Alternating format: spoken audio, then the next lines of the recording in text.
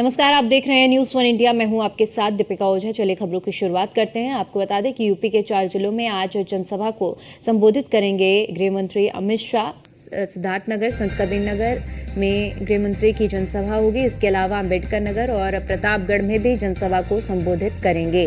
सबसे पहले सुबह 11 बजे बीएसए ग्राउंड सिद्धार्थनगर में जनसभा को संबोधित करेंगे गृह मंत्री अमित शाह। इसके बाद दोपहर 12:30 पर खलीलाबाद तो संत कबीर नगर में जनसभा को भी संबोधित करेंगे। दोपहर 2 बजे शिव बाबा मैदान अंबेडकर नगर में जनसभा को संबोधित करेंगे। दोपहर 3:30 पर पट्टी प्रतापगढ़ में भी जनसभा आयोजित होनी है, जिसको संबोधित करेंगे गृह मंत्री अमित शाह। तो बड़ी जानकारी आपके साथ साझा कर रहे हैं, जहां पर आज गृह मंत्री अमित शाह यूपी के 4 जिलों में जनसभा को संबोधित करने वाले हैं, जिसमें सिद्धार्थनगर, संत कबीर नगर, अंबेडकर नगर और प्रतापगढ़ शामिल है। और इन चारों जगह पर पहुंचकर जनसभाओं को संबोधित करते हुए गृह मंत्री अमित शाह की ओर से भारतीय जनता पार्टी और एनडीए के पक्ष में माहौल बनाया जाएगा। साथ ही साथ प्रत्याशियों को ज़्यादा से ज़्यादा संख्या में मतदान करने की अपील भी की जाएगी। तो सुबह 11 बजे बीएसए ग्राउंड सिद्धार्थनगर में जनसभा गृह मंत्री अमित शाह। इसके बाद 12:30 बजे खलीलाबाद संत कबीर नगर में जनसभा को संबोधित करेंगे। दोपहर 2 बजे शिव बाबा मैदान अंबेडकर नगर में जनसभा है, जहां पर संबोधन गृह मंत्री का होगा।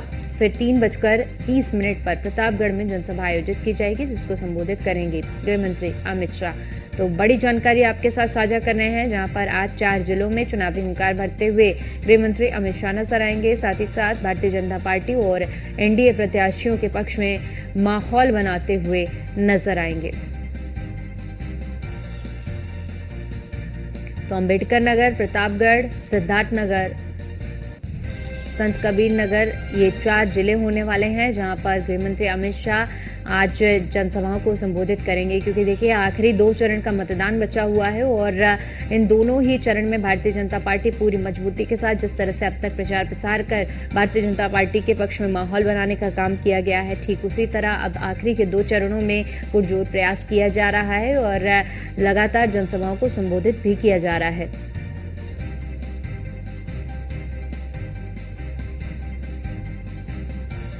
तो सुबह 11 बजे सिद्धार्थनगर पहुंचेंगे गृह मंत्री अमित शाह। इसके बाद 12:30 बजे खलीलाबाद संत कबीर नगर, दोपहर 2 बजे शिव बाबा मैदान अंबेडकर नगर में जनसभा को संबोधित करेंगे। दोपहर 3:30 बजे पट्टी प्रतापगढ़ में जनसभा को संबोधित करेंगे गृह मंत्री अमित शाह। तो बड़ी जानकारी आपके साथ साझा कर रहे हैं सिद्धार्थनगर, संत कबीर नगर में, जहाँ पर गृह मंत्री अमित शाह की आज जनसभा होने वाली है। इस विशाल जनसभा के जरिए एनडीए के पक्ष में माहौल बनाने का काम गृह मंत्री अमित शाह करेंगे। इससे पहले आपको बता दें कि सीएम योगी आदित्यनाथ भी इन क्षेत्रों में पहुंचकर प्रत्याशियों के पक्ष में माहौल बना चुके हैं और आज एक बार फिर से यहां गृह मंत्री अमित शाह पहुंच रहे हैं, क्योंकि आखिरी के 2 चरणों में, जो कि 25 और 1 जून को होने वाले हैं, और इन मतदान को लेकर किस तरह से जनता को साधा जाए, ये पुरजोर प्रयास किया जा रहा है। और इसी कड़ी में देखिए, गृह मंत्री अमित शाह आज 4 जिलों के दौरे पर हैं और जनसभा को संबोधित करेंगे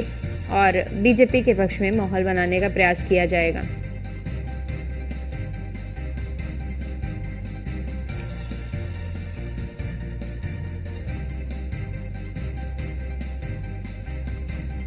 वहीं इसी खबर पर ज्यादा जानकारी के साथ हमारे संवाददाता अश्विनी द्विवेदी हमारे साथ लाइव जुड़ चुके हैं। अश्विनी, यूपी के 4 जिलों में आज गृह मंत्री अमित शाह की जनसभा होने वाली है। भारतीय जनता पार्टी के पक्ष में माहौल बनाते हुए नजर आएंगे गृह मंत्री अमित शाह। बिल्कुल। अब उत्तर प्रदेश में जो लोकसभा चुनाव है पूर्वांचल की ओर बढ़ चुका है। अगले 2 फेज जो है वो पूर्वांचल के लिए होंगे। जो इसमें 25 तारीख को छठे फेज में जो चुनाव है वो गोरखपुर और उसके आसपास क्षेत्र, यानी गोरखपुर, बस्ती, नगर, देवरिया, प्रतापगढ़, इस क्षेत्र में होने जा रहा है। साथ ही साथ दूसरा फेज होगा, जो वो होगा 7वां यानी कि चरण, वो बनारस के आसपास का क्षेत्र होगा, जिसमें बाजीपुर, मऊ, घोसी, तमाम जगहों पर चुनाव होगा। निश्चित तौर पर आज गृह मंत्री अमित शाह का महत्वपूर्ण जिलों के दौरे पर है, महत्वपूर्ण लोकसभा सीट है, वहां से दौरे पर है। आज सिद्धार्थनगर दौरे पर, डुमरियागंज लोकसभा सीट है, सिद्धार्थनगर जिला लगता है, तो उस वहां पर दौरे पर है। इसके अलावा बात करें तो अंबेडकर नगर दौरे पर है, संत कबीर नगर दौरे पर है और आखिर प्रतापगढ़ दौरे पर है। अंबेडकर नगर में आज एक बड़ा बदलाव बदलाव देखने को मिल सकता है। एक बड़े दिग्गज नेता जो हैं कई, वो समाजवादी पार्टी छोड़कर आज भाजपा में शामिल हो सकते हैं। सूत्रों से जानकारी मिली है कि रामअचल राजभर हैं, जो समाजवादी पार्टी के वर्तमान में बड़े नेता हैं, वो आज भारतीय जनता पार्टी का दामन थाम सकते हैं। हालांकि सूत्रों के हवाले से खबर है, जब जो अमित शाह गृह मंत्री हैं वो पहुंचेंगे अम्बेडकर नगर, तब स्थिति स्पष्ट हो पाएगी। साथ ही साथ तमाम जो प्रतापगढ़ की बात करें, प्रतापगढ़ को लेकर के भी कहीं ना कहीं भारतीय जनता पार्टी अब ज्यादा मेहनत कर रही है, क्योंकि प्रतापगढ़ जो चुनाव हो रहा उसमें राजा भैया ने कहीं ना कहीं अपना हाथ खींच लिया और राजा भैया ने अपने कार्यकर्ताओं से साफ तौर पर कह दिया कि जहां जिसका मन हो वहां वोट दे। लेकिन अंदर खाने में पता चला है कि राजा भैया कहीं ना कहीं चाह रहे हैं कि समाजवादी पार्टी के पक्ष में इस बार ज्यादा मतदान हो। तो ऐसे में कहीं ना कहीं संशय की स्थिति न बनने पाए, इसको लेकर के भारतीय जनता पार्टी के चाणक्य हैं वो उत्तर प्रदेश दौरे पर आ रहे हैं। उत्तर प्रदेश में 4 लोकसभा सीटों का दौरा करेंगे और वहां पर कहीं ना कहीं माहौल बनाने की कोशिश करेंगे। डुमरियागंज में जो इसमें बात करें, डुमरियागंज लोकसभा सीट है, वहां पर दिलचस्प मुकाबला है। एक तरफ जो है पूर्व उत्तर प्रदेश के एक दिन के मुख्यमंत्री रहे हैं जगदम्बिका पाल है, तो दूसरी ओर अगर बात करें तो हर्षशंकर तिवारी, जिनके बारे में कहा जाता था कि वो तमाम जो माफियाओं के चाणक्य, उनको माफियाओं का चाणक्य कहा जाता था और पूर्वांचल की राजनीति का ब्राह्मणों के बड़ा चेहरा कहा जाता था। उत्तर प्रदेश हो या बिहार हो, हर जगह उनका हस्तक्षेप रहता था। उनके बेटे हैं वो चुनाव लड़ रहे हैं और दिलचस्प चुनाव हो चुका वहां का। बात करें अगर संत कबीर नगर की, तो संत कबीर नगर में भी चुनाव दिलचस्प काफी है, क्योंकि संत कबीर में प्रवीण निषाद हैं, वो चुनाव लड़ रहे हैं, जो निषाद पार्टी के राष्ट्रीय अध्यक्ष के बेटे हैं। तो ऐसे में कहीं ना कहीं इस बार क्या कुछ उनका होता है देखना होगा, क्योंकि अभी हाल ही में देखा गया था कि संजय निषाद हैं वो एक शादी बारात में गए थे, वहां पर उनके साथ मारपीट भी हुई थी। उसके बाद कहीं ना कहीं माना जा रहा था कि निषाद समाज जो है वो संजय निषाद से नाराज है। तो ऐसे में कहीं ना कहीं कितना असर उसका होता है, कितना फायदा नुकसान होता है, ये देखना होगा। अम्बेडकर नगर की बात करें तो अम्बेडकर नगर में भी रितेश पांडे हैं, जो बसपा छोड़ के भारतीय जनता पार्टी के साथ हैं। तो भारतीय जनता पार्टी को कितना फायदा उनसे होगा, ये देखने वाला होगा। वहीं पर समाजवादी पार्टी भी वहां से मजबूती के साथ लड़ रही है। समाजवादी पार्टी चाह रही है कि इस बार किसी भी तरीके से भारतीय पार्टी को वहां से हराया जाए। उसको लिए लगातार देखा जा रहा है अखिलेश यादव खुद जो है अम्बेडकर नगर पर नजर रखे हुए हैं। प्रतापगढ़ की बात करें, प्रतापगढ़ के समीकरण समझे तो जो संगलनाथ गुप्ता हैं वो पिछली बार भी विधायक 2019 में रहे थे, लेकिन इस बार उनको फिर से जो है प्रत्याशी बनाया गया। लेकिन अंदर खाने में कहीं ना कहीं उनके खिलाफ नाराजगी है। देखा गया था कि तमाम जो पूर्व विधायक हैं या वर्तमान विधायक, वो भी कहीं ना कहीं उनसे नाराज, जनता भी नाराज है, क्योंकि उनका मानना है कि ना तो वो जनता से मिलते हैं, ना ही जो क्षेत्र में विकास के कार्य किए। तो निश्चित तौर पर कहीं ना कहीं समाजवादी पार्टी इन मुद्दों को उठा करके लोकल स्तर पर कहीं ना कहीं प्रत्याशियों को पीछे बैकफुट पर लाने की कोशिश कर रही है और कहीं ना कहीं भारतीय जनता पार्टी उसी चीजों को आगे बढ़ा करके अपना जो पिछले 6 सालों में उत्तर प्रदेश में रोजगार दिया गया, उत्तर प्रदेश में जो काम किया गया कि 10 साल में केंद्र सरकार ने जो काम किया उसको गिनाकर वोट मांगना चाह रही है। जी बिल्कुल, क्योंकि देखिए तमाम समीकरण बैठाए जा रहे हैं, चाहे बात गृह मंत्री की हो या फिर खुद सीएम योगी आदित्यनाथ इन जिलों में जा रहे हैं। पूर्वांचल की राजनीति है, बेहद दिलचस्प है, समीकरण बैठाया जा रहा है। अश्विनी, क्योंकि आपने जिस तरह से पूरे सिलसिलेवार तरीके से पूरे समीकरण को समझाया है, ऐसे में ये भी समझना जरूरी हो जाएगा, जहां एक तरफ भारतीय जनता पार्टी तो पुरजोर प्रयास कर रही है, लेकिन दूसरी तरफ जिस समीकरण बैठ रहे हैं अंदर खाने से, प्रतापगढ़ की जो खबर है कि राजा भैया भी कहीं ना कहीं समाजवादी पार्टी को समर्थन देते हुए नजर आ रहे हैं। तो ऐसे में पूरा समीकरण बैठाया जा रहा है। ठीक है, हमारे साथ मनु सिंह भी जुड़ चुके हैं प्रतापगढ़ से। मनु, क्या कुछ समीकरण बैठ रहा है और आज क्योंकि आज गृह मंत्री भी पहुंच रहे हैं प्रतापगढ़ में, क्या कुछ कार्यक्रम और रूपरेखा रहने वाली है? जनसभा संबोधित करेंगे। तो जनसभा जहां लगभग 4 बजे के करीब है, यहाँ भाजपा प्रत्याशी संगमलाल गुप्ता के समर्थन में जनसभा को संबोधित करेंगे। तो बात की जाए जिस तरह से प्रतापगढ़ में रघुराज प्रताप सिंह राजा भैया जनसत्ता दल पार्टी के राष्ट्रीय अध्यक्ष हैं, उन्होंने साफ तौर पर अपने कार्यकर्ताओं को खुली छूट दे दी थी कि आपको जहां जाना हो जाइए, जिसकी इच्छा हो, जिसको वोट देना हो दीजिए। वही बात की जाए तो कल जहां जिला अध्यक्ष रामअचल वर्मा ने मीडिया से रूबरू होते हुए बताया कि हम सभी कार्यकर्ता और पदाधिकारी सपा पार्टी को समर्थन कर रहे हैं। तो वही जहां आज अखिलेश यादव की जनसभा है, वही जनसभा में लगभग सैकड़ों हजारों कार्यकर्ता व जनसत्ता दल के बैनर, झंडा, टोपी लेकर जाएंगे, जहां पर उन्होंने कहा कि साफ तौर पर रघुराज प्रताप सिंह जिंदाबाद, अखिलेश यादव जिंदाबाद के नारे लगाएंगे। लेकिन बड़ी बात यह है कि वही उन्होंने साफ तौर पर अभी मना कर दिया गया, रघुराज प्रताप सिंह राजा भैया ने उनका निर्देशानुसार नहीं, हम लोग कार्यकर्ता और पदाधिकारी के अपने मीटिंग के करने के बाद जा रहे हैं। तो बात यह है जिस तरह से जनसभा आज गृह मंत्री संबोधित करेंगे, यहाँ भाजपा प्रत्याशी उनका विरोध चल रहा है। आज कुछ 2 दिन पहले जहां भाजपा प्रत्याशी संगमलाल का एक वीडियो रोने का वीडियो वायरल हुआ था। उन्होंने कहा था क्या तेली समाज का मैं तेली समाज से हूँ, क्या तेली समाज का आदमी सांसद नहीं बन सकता है।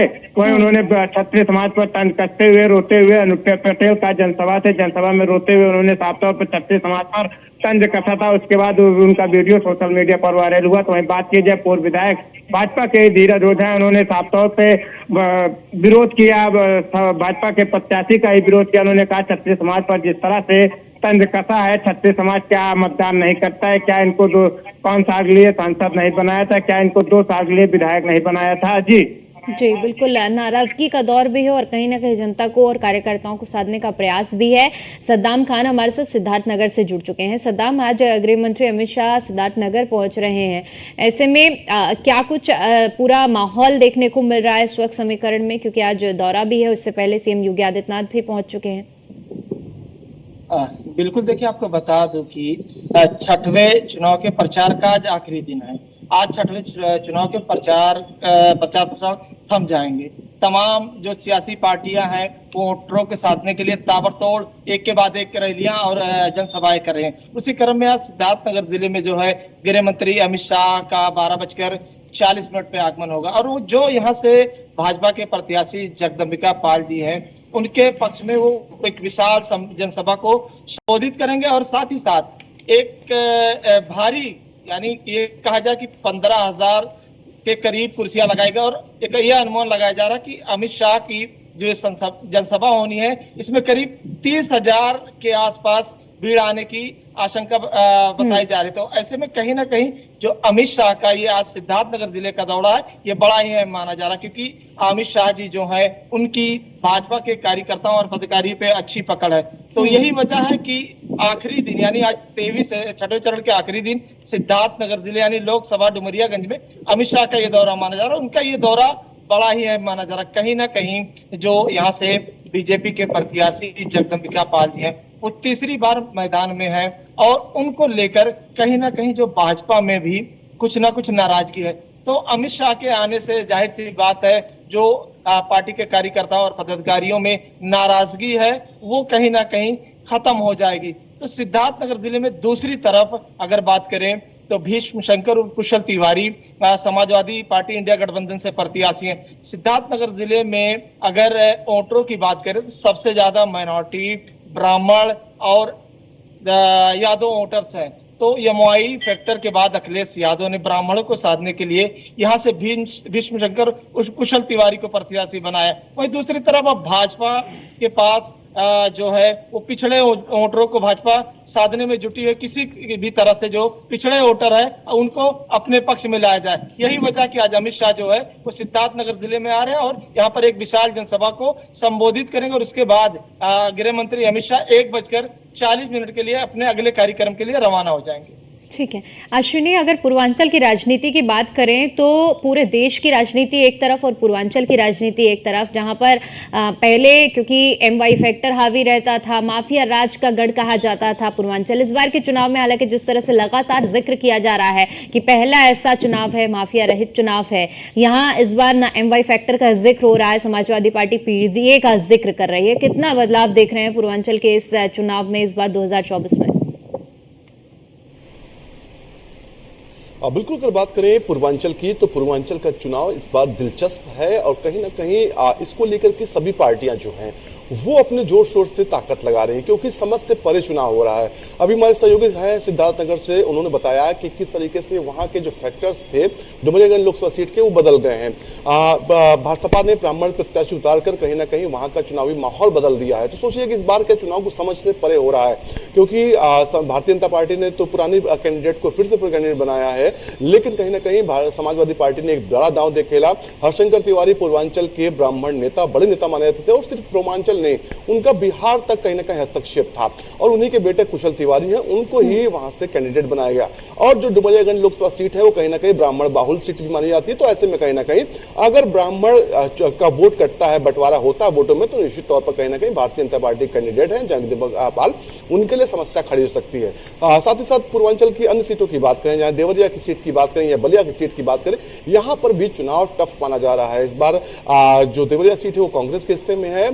ऐसे में कहीं ना कहीं कांग्रेस वहां पर मजबूती के साथ लड़ रही। बलिया की बात करें तो बलिया में भी चुनाव बेहद ही जो है दिलचस्प माना जा रहा है, क्योंकि बलिया भी ब्राह्मण अच्छा खासा ब्राह्मण बाहुल क्षेत्र है और वहां पर भी सपा ने ब्राह्मण चेहरा ही उतारा है। तो ऐसे में कहीं ना कहीं ये माना जा रहा है कि इस बार समाजवादी पार्टी ने जो भी प्रत्याशी उतारे, पहले वहां का लोकल रिसर्च किया गया कि उस सीट पर कौन बेहतर कैंडिडेट हो सकता है, उसके भी बाद ही कैंडिडेट उतारा गया, जिससे कहीं ना कहीं उसका इतना नुकसान नहीं हो रहा है जितना नुकसान की आशंका थी। अगर बात करें भारतीय जनता पार्टी के प्रत्याशियों की, तो भारतीय जनता पार्टी ने लगभग सभी प्रत्याशी जो हैं ज्यादातर वही रिपीट किए हैं। तो ऐसे में कहीं ना कहीं जो प्रत्याशी हैं उनसे नाराजगी भी लोगों की है। जगदम्बा पाल हैं, उनसे भी लोग नाराज रहते हैं, बताया जाता है कि लोगों से मुलाकात नहीं करते। साथ ही साथ वहाँ के जो विधायक हैं वो कहीं ना कहीं अंतर मन से विरोध भी करते हैं उनका, क्योंकि अमूमन देखा जाता है कि वो खुले मंचों पर किसी से भी लड़ जाते हैं। तो इस तरीके की जब कोई व्यक्ति करेगा तो निश्चित तौर पर वहाँ के लोकल जो लीडर है वो स्वीकार नहीं करते हैं। साथ ही साथ बात करें पूर्वांचल की अन्य सीटों की, अंबेडकर नगर सीट है, लालजी वर्मा वहां चुनाव लड़ा समाजवादी पार्टी के, बसपा में कद्दावर नेता रहे, अब समाजवादी पार्टी में है। और जो अंबेडकर नगर सीट है वो कुर्मी बाहुल सीट मानी जाती है। ऐसे में ब्राह्मण भारतीय जनता पार्टी की ओर से, लेकिन नुकसान क्या भाजपा का वहां हो सकता है, क्योंकि अमूमन मानता है ब्राह्मण, क्षत्रिय और वैश्य, ये तीन कैटेगरी जो है ये core voter Bharatiya Janata party को माना, जिसमें ब्राह्मण सबसे ज्यादा मानता है कि हमेशा से चुनाव दर चुनाव हार जीत भारतीय जनता पार्टी की रही, लेकिन ब्राह्मण ने कभी साथ नहीं छोड़ा भारतीय जनता पार्टी का। लेकिन इस बार ब्राह्मण वहां से उतार दिया गया, तो ऐसे में कोई ज्यादा बेनिफिट भाजपा को वहां नहीं मिल रहा। लेकिन कुर्मी बाहुल सीट है, ऐसे में कुर्मी उतार के कहीं ना कहीं समाजवादी पार्टी ने एम वाई और कुर्मियों को एक साथ लाने करके जो है रणनीति जो तैयार की वो बेहद ही मजबूत तैयार की। साथ ही साथ बात करें, इस समय पूर्वांचल दो हिस्सों में बटा हुआ है, एक गोरखपुर के आसपास का क्षेत्र है, दूसरा है बनारस के आसपास का क्षेत्र। 2019 का चुनाव देखें तो 2019 के चुनाव में गोरखपुर के आसपास का क्षेत्र जो था, चाहे उसमें डुमरियागंज लोकसभा सीट है या फिर बस्ती लोकसभा सीट, देवरिया, बलिया, कुशीनगर, ये तमाम सीटें थी जो भारतीय जनता पार्टी के कब्जे में रही थी। वहीं अगर दूसरी बात करें वाराणसी के आसपास के क्षेत्र, जिसमें मऊ, घोसी, गाजीपुर, आजमगढ़ तमाम सीटें पड़ती हैं, यहाँ पर भारतीय जनता पार्टी की स्थिति उतनी मजबूत पिछले चुनाव में नहीं रही थी। तो ऐसे में कहीं ना कहीं भारतीय जनता पार्टी ने हालांकि पिछले 5 सालों में उस पर काम किया, लेकिन क्या बदलाव इस बार हो पाएगा या नहीं हो पाएगा ये तो जनता तय करेगी। लेकिन पूर्वांचल का चुनाव इस बार का बेहद दिलचस्प है और पड़ला किस ओर भारी है कहना मुश्किल है। कुछ सीटें हैं जिसमें वाराणसी शामिल है, गोरखपुर शामिल है, इनमें तो माना जा रहा है चुनाव तरफा है, लेकिन सबके बावजूद भी कहीं ना कहीं बाकी जो सीटें हैं, डुमरियागंज सीट लोकसभा सीट है, अंबेडकर नगर लोकसभा सीट है, प्रतापगढ़ लोकसभा सीट है, या फिर बात करें बस देवरिया है, कुशीनगर, इन 3 सीटों पर इस बार का चुनाव समीकरण जो है वो राजनीतिक विश्लेषज्ञ हैं जो उनकी भी समझ से परे है, वो भी समझ नहीं पा रहे हैं कि चुनाव किस ओर जा रहा है, क्योंकि वोटर जो इस बार का साइलेंट है। तमाम जगहों पर हमारे साथी गए, बाकायदा वहां पर एनालिसिस किया और देखा कि वोटर बहुत साइलेंट है, वोटर चुपचाप वोट कर रहा है, ना किसी पार्टी का समर्थन कर रहा है, ना विरोध कर रहा। तो ऐसे में कहीं ना कहीं एक जो मतदान प्रतिशत कम होना, ये भी भारतीय जनता पार्टी के चिंता का विषय है। हालांकि भारतीय जनता पार्टी लगातार कह रही 80 में 80 सीटें जीत रहे और कहीं ना कहीं उसने बेहतर परफॉर्मेंस करके दिखाया 2014 में, 2019 में, लेकिन क्या उस परफॉर्मेंस को रिपीट कर पाएगी, ये एक बड़ा सवाल कहीं ना कहीं खड़ा होता है। क्योंकि समाजवादी पार्टी, कांग्रेस ने जिस तरीके इस बार घेराबंदी की है वो कहीं ना कहीं काबिले तारीफ है। इस बार जो प्रत्याशियों का चयन किया गया वो कहीं ना कहीं काबिले तारीफ है। प्रत्याशियों को कहीं ना कहीं उस तरीके से उतारा गया जिस क्षेत्र में जो बेहतर हो सकता था वहां पर उसको लाया गया। जी बिल्कुल, पूरे आकलन के साथ प्रत्याशियों को चुना गया है और मैदान में उतारा गया है, जिसकी वजह से कह सकते हैं कि इस बार की फाइट टफ फाइट है। बहुत बहुत शुक्रिया आप सभी का हमारे साथ जुड़ने के लिए और जानकारी के लिए।